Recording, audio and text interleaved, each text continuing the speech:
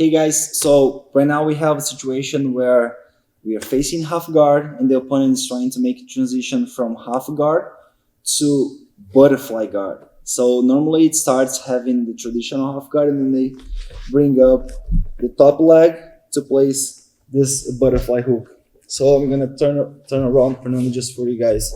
See that? So let's say they are working with shields here. So I did my work. So I'm flattening him and getting close to his upper body. Boom. So right now, so once I'm swinging my hands inside and I'm close the distance, he's still having frames, but he captures my leg like here.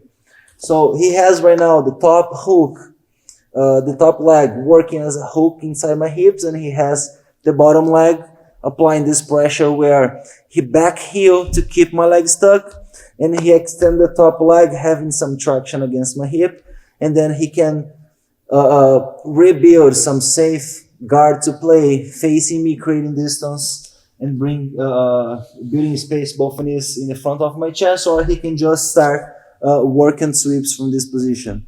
So when we face that situation and my opponent is controlling the leg that was inside half guard, so I feel most of the time, even if I have some good control against the upper body, it's going to be impossible to progress in a way where I can escape from his butterfly and just like deny that situation. So if he has this butterfly hook, the more pressure I put on the upper body, the lighter my hip becomes, and he can push me away, and I'm always going to lose my balance eventually, and he can build up for something and I have to force half guard again. So if we face this situation, so the upper body is not the right answer. The right answer is close the knees, pinching the legs around the butterfly hook and half guard. So what should I do? If I feel it's a late escape and my opponent is already off balancing me side to side, like he's trying to create motion enough, so what I should do? Figure for my legs. Once I figure for my legs and I start leaning my hips against the mat, when Fernando tries to extend his butterfly hook, it's gonna be really hard for him do like anything like from here. So I can start feel safe from this position. Of course, once I figure for my legs and I start drop my hips on the mats, so I don't have the same agility and mobility that I had before because my legs are stuck, but at the same time I can stop him to find his sweep, or either frame myself back and then build up a better guard to play. So what we should do? So once we figure for the legs, we gotta work on his upper body and build up a crossface. So right now, my entire work is gonna be not fighting against his butterfly hook because his knee is still pointing towards me. So I have just to get a better butterfly. Yeah, like tied like this, perfect. So his knee is pointing towards me, so it's going to be hard for me to drag his knee away. So what I should do, I have to cover everything and start moving myself towards that direction. So same thing we did before when we were drilling traditional half guard and forcing 3/4 mount, where we were shifting the hips and walking against the opponent's legs and hips. We're going to do it here. So what I do, I start to come up over my opponent's body and shifting, trying to bring this top knee against the mats like here. Once I bring the top knee against the mats like here, so my head position has to go away from my opponent's body. So I'm not trying to keep things tight in here. I'm trying to create distance from his body. Why? Because the more distance I create from his body, the more I'm forcing him to point his knees towards that direction. And if he's pointing his knees towards that direction, when he tries to extend his leg, he's not sweeping me at all, and that is what I want. I want to fight against his leg and then get on mount situations. So what I should do in here, so I figure for legs, I drop my hips down, and then I climb over his body, moving my head position away.